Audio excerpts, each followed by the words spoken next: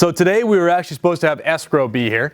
Unfortunately, there was an emergency for them, so they are going to come to our next meetup. So we're going to kind of just figure it out as we go today, because that definitely was a surprise for us. But we always have fun, right?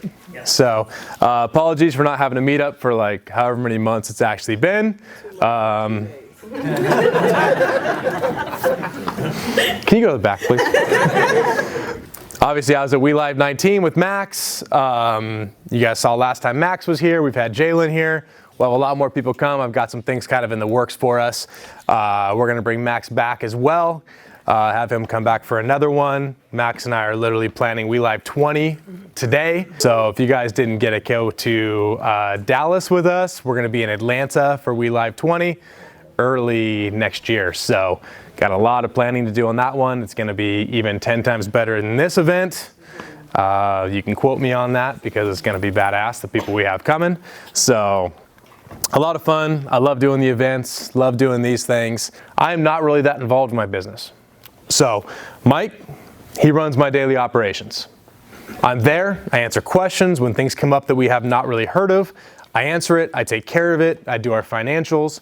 But the sales side of it, Mike manages everybody on that team. We've got Brittany that does our dispositions. Brittany is one of our newest people with our team, but I've known Brittany. I met her in a mastermind. Nick, you guys may have met before, Hollywood. He does, well, long story on that one, but he does sales for us. Ryan does sales for us. Ryan is actually getting ready to leave the state, go to the next area we're expanding to.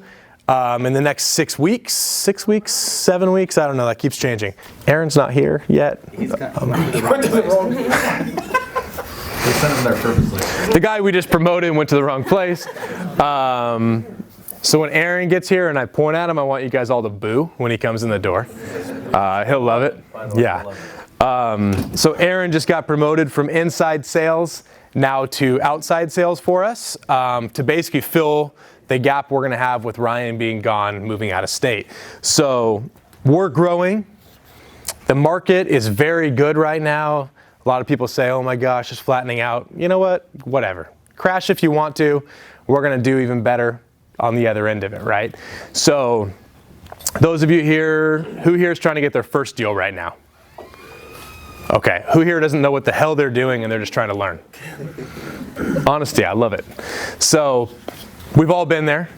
So for us, we're still learning every day. Sometimes, like today, we had one of those days where I feel like I don't know what the hell I'm doing.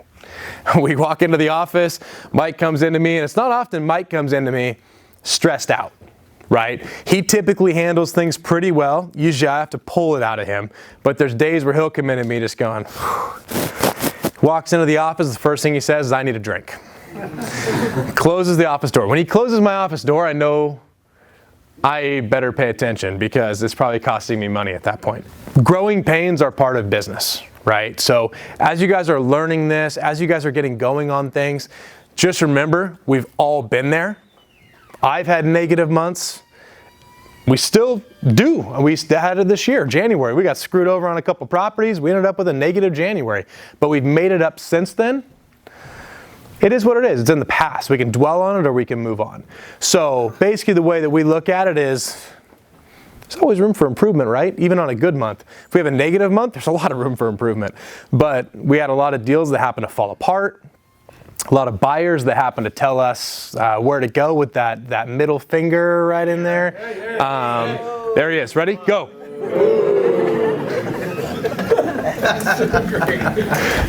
So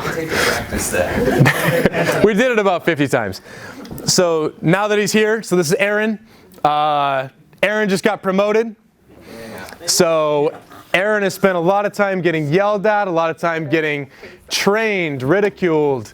He's been a punching bag for a long time. And the reason he was is because we were training him for the moment he just got. So Aaron has worked his ass off since the minute he started with us. Feels like it's literally been like 10 years, but it hasn't even been a year yet. But he started with us, inside sales, literally texting sailors all day long. Text, text, text, text. Do you want to sell? Do you want to sell? Do you want to sell? Oh, Tell me where to go. Great. Where can I stick that? Fantastic. Some of the responses he's gotten from people, I'm just like, oh my gosh. Whew. Pictures, things like that. What we started with my company, we started making sure people put in their time. We want people to go through the tough parts so they can get to the good parts. Outside sales is a whole nother journey he's getting ready to encounter. What people will say to him behind the phone, people will probably say a lot of that stuff in person too. So at least he's prepared for it now, and he's come a long ways. So we're growing as a company. Everyone here, if you haven't done your deal yet, this market, this time of year, this is the time. So whatever you're doing, whether you're going out there and door knocking, whether you're going out there and just writing down addresses, sending mail to them, writing them letters, cold calling them, texting them, whatever it is you guys are doing, do more of it. Because people are selling. Kids are getting ready to get out of school again, which means another year is going by. And as that happens, a lot of parents try to stay in their houses, do things like that. And as their kids get out of school, they're ready to start making that move, right? And that's typical with real estate any time of year. So now is that time. Start hammering these people. Pick up the phone. Who here is afraid of rejection? All honesty. Come on. All right, come on, lift the hands up. I see the... No one likes rejection, let's be honest. Get rejected. This is your time of year to get rejected because there's a lot of people out there ready to sell. Go and offer them something stupid and get them to say no. Literally get them to say no to you, because the more people that say no, that's the closer you are to that yes. So as you talk to people, you're out there knocking on doors. People are slamming doors in your face. They're calling you a leech. They're calling you a crappy investor. Whatever the hell they want to call you at the doorstep, that's something that you're learning how to brush off and move on to the next thing. Part of the reason we've given Aaron so much shit over the last how long have you been here? Almost a year. Holy crap. So part of the reason we've given him so much crap, and I would say I've never seen anybody handle the stuff he's taken so well. But the reason we have is because we're preparing him for that. So you have to have rejection. You have to have people say things to you that you may not like, that may not be popular, because that's what gets you past those things. So as you're knocking on doors and people are slamming that door in your face, you know that 20 feet away is another door. And you're going to go knock on that door. So you've got 20 feet to get your game face back on and get your ass up to that next doorstep and not go up to that next doorstep looking pissed, flush red, like this person just said this to me. You got to be ready to go again, right? So this is your time of year. This is what you've got to be doing, because as summer ends and stuff, I'm going to do it next month. I'm going to watch Max's next podcast. I'm going to do this first. Fuck that, guys. Get out there and just do it. You got to do it. Watch your podcast at 9 o'clock at night when you're not going to knock on a door. Do something like that. Always be learning, always be watching those things. But when you have the ability to get in front of people, get in front of people, right? Talk to people. Go to a damn car lot and offer them a ridiculous price for a Mercedes. Ridiculous. Make them tell you no. Hey, I'll give you 20 grand for that car. Well, it's a $70,000 car. I don't care. Give you 20 grand. No. Yes. Right? You want them to tell you no. You need to get people to tell you no. Nobody likes that. Mike, you like being told no? Yep. See? So the thing is when it comes to sales and it comes to Mike talking to people, Ryan, Nick, a no is better than I need to think about it, right? So when you look at that and you say, he's talking to a seller, he thinks it's potentially a deal, and the person goes, well, I need to talk to my sister, who needs to talk to her brother, who needs to talk to their plumber, who needs to talk to this person. I mean, that kind of crap, you're like, all right, we need to get past this. So one thing that these guys do is they push to get the no or to get the yes. We try to avoid that middle ground as much as possible. So Friday is coming up. Mike, you want to come up and explain what Friday is? Oh, boy. I thought today was Friday. Like I said, we've been busy. If I've already built this up in front of all you guys and him and everybody over there and I don't get the contract, if I were to leave there Friday and be down on myself and be pissed off for a week because I didn't get it, I'd set myself up for failure. So I don't set myself up for failure. I go there knowing that I'm going to get it. But if I don't, it's part of the process, I'm going to get another one. I'd put it right now at about 90% that I'm getting a $100,000 spread on Friday. So it's the process, but I have to execute. It's exactly what we talked about earlier today. I said, hey, possibly Friday could be another one, but now I have to execute. So we talk about follow the process from the beginning to the end. Okay, I'm not walking in there Friday and saying, Scott, I have a $100,000 contract right now. I have to go there and I have to follow the process from the beginning to the end and I have to execute. If I don't, if I miss something, if I skip over something, if I'm not on my game, I'm not going to get it. So Friday I will be on my game and nothing else will matter to me, and I will come back with that contract. That's the confidence I have in myself, on the sense that I know I'm going to do it, but also if I don't, I'm not going to be pissed. I'll go get another one. So Friday, contract. Next time I see you guys, we'll let you know if we got it. So tomorrow, we're running a test right now, and Brittany is meeting a company you guys may not have heard of. They're really small, called Open Door. So we kind of baited Open Door this last week and had a little bit of fun with them. So I closed on a house. I put up, what did we buy that for? $350,000 cash of my own money, just to bait them and have fun with them. So, whatever, it's only money, right? So we bought a house here in Corona. We closed on it, and I submitted it to Open Door. Because I want to say, what is this company doing that they're causing so much hell in my life right now? So why are they beating me on everything? Why is this problem even there? So I wanted to see from start to finish, what is their process? So they submitted their offer, and I'll admit their offer is actually pretty damn good. But they charge like 6.5% on commissions that come off that number. We split the closing costs, but it still came out to be pretty good. So my test right now says, all right, how can I sell or assign to Open Door versus the buyers? And can I, instead of getting a $100,000 spread, can I potentially get a $150,000 spread because I'm selling to a company like Open Door? So she meets with them tomorrow, and she's going to wear that fancy new recording device that we bought, and she's going to record the entire conversation. And what I want to see is when she walks that house with Open Door, and let me be honest, it's a shitty house. It needs work, right? So when they walk through that cat piss smelling house with store price labels holding the linoleum together in the kitchen, I want to see what they do to their offer. They were pretty quick to go, here's our offer. Okay? So once they walk this house and they start seeing repairs, what happens? Do they lower this $50,000? I read through their contract 100%. I signed their contract yesterday. I don't know, what day is it? I don't even know. Wednesday. Shit, then I signed it Monday. Wow, it's already Wednesday. Whew.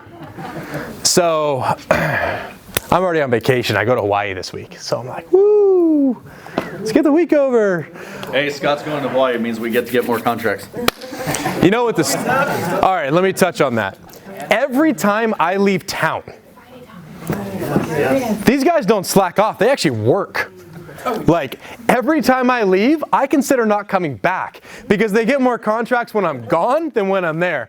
I'm like, either my leadership really sucks or they just don't want me to come back. I don't know. But they'll probably get a ton of contracts by the time I get back. But anyways, here I go. Back to Open Door.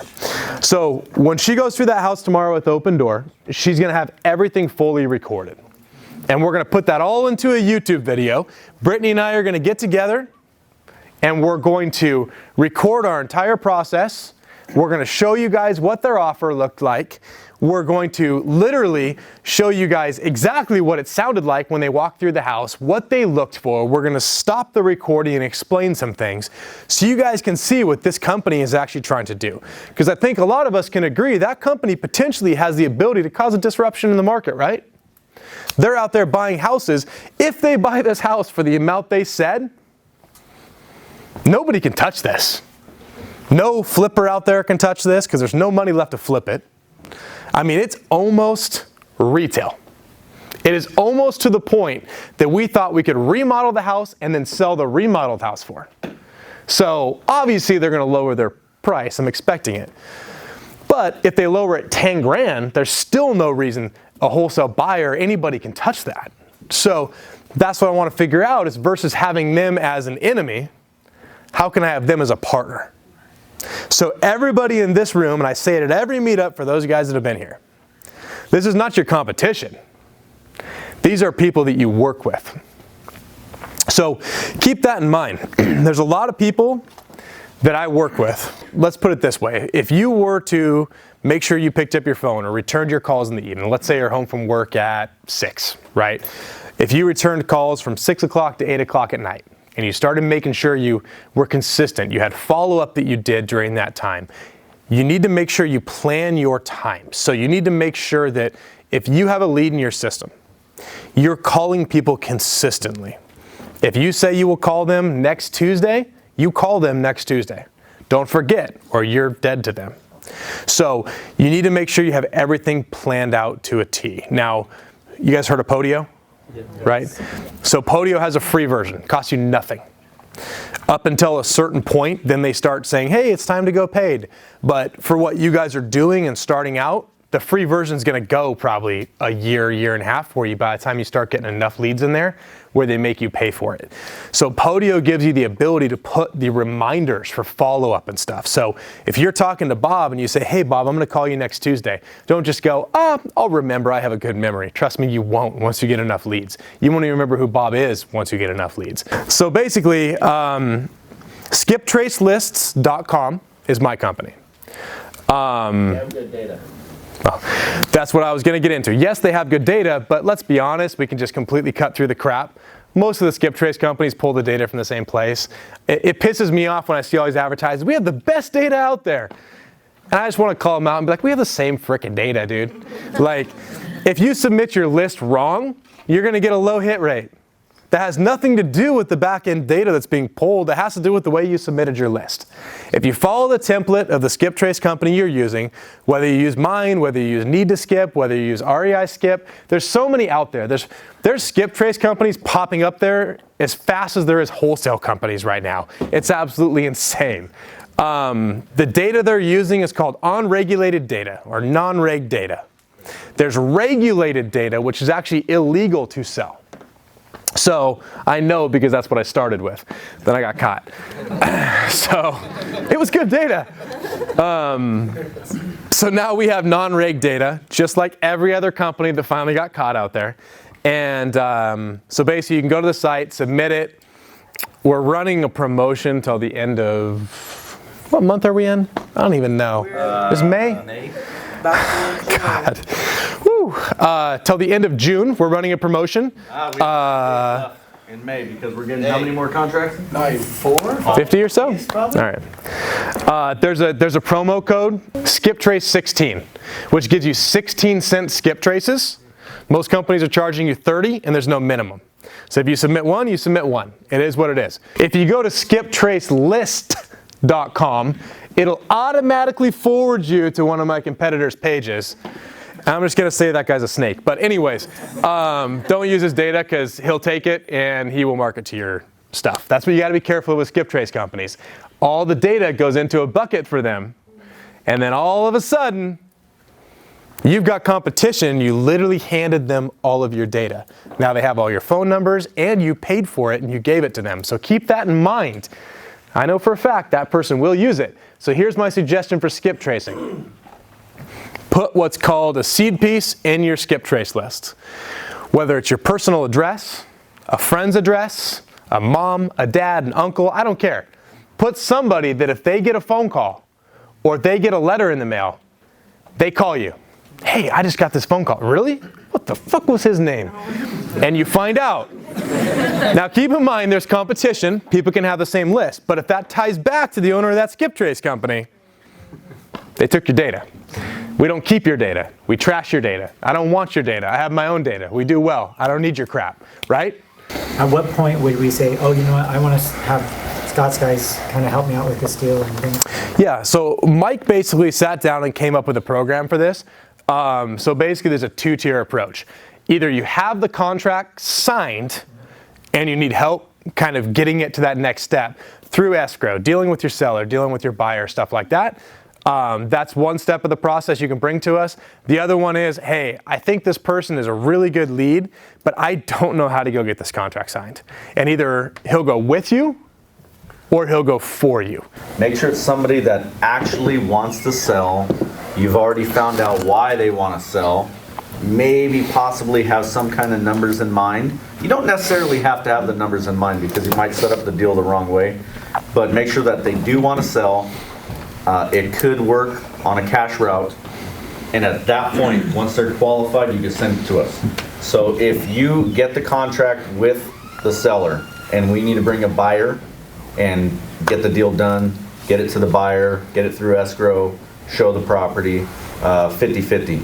If you bring us the lead, we get the contract signed with the seller, get the buyer, deal with escrow, 75-25. So now, right off the top, nobody wants to give up 75% of their deal. But I'll tell you right now, 25% of a deal is way better than 0% of a deal. So if you're having trouble landing deals, but you actually have qualified leads, we could and we will land some of those deals for you. So I think Dimitri got paid like $5,500 off a deal that he didn't even do much with. He just sent it to us. So, and that was a small deal for us, a very small deal. So when you think about it, it could add up quickly. Send it over to us. Don't bombard us with stuff that is not actually a lead. Make sure they're qualified leads. Send it to us though. Remember that, because if the seller picks up the phone doesn't mean they're a lead, right? How would you guys handle going about like speaking with the tenants and kind of like letting them know, hey, I can put maybe 5 to 7K in your pocket if you leave in the next 30 days? How long have the tenants been in there? They've been there for 10 years. Okay, so they need a 60-day notice by law. Anything over 1 year, they have to have a 60-day notice. Otherwise, 30. Are they paying? Yes, they're paying, but they're not on a month-to-month. They more had like a verbal agreement. So as far as getting like an estoppel or anything like that, I don't think we have to go through it. It doesn't, I mean, if they're paying... I just don't want to evict them, you know? I want to give them a 60-day... Yeah, so what we do with tenants is, in most cases, we're trying to get the house vacant.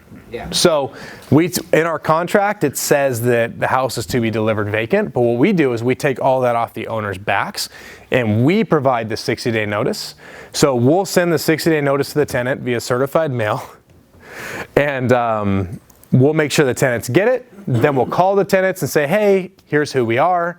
We'd like to help you out, whatever we can. We're not typically offering money because by law they have to get out within that 60 or 30, depending on that time. Now, a lot of times they stop paying. Oh, screw you, you're going to give me a 60-day notice? I'm not paying my rent. Thank you so much. Now you serve them a 3 days notice to pay or quit. So, because now they got to be out in 3 days. If they don't pay their rent, then you start the eviction process. But you always want to try to stay on good terms with the tenants. So you need to get the sellers to give you all the tenants' information. You need to tell the sellers, hey, we're going to help you get the tenants out of the property.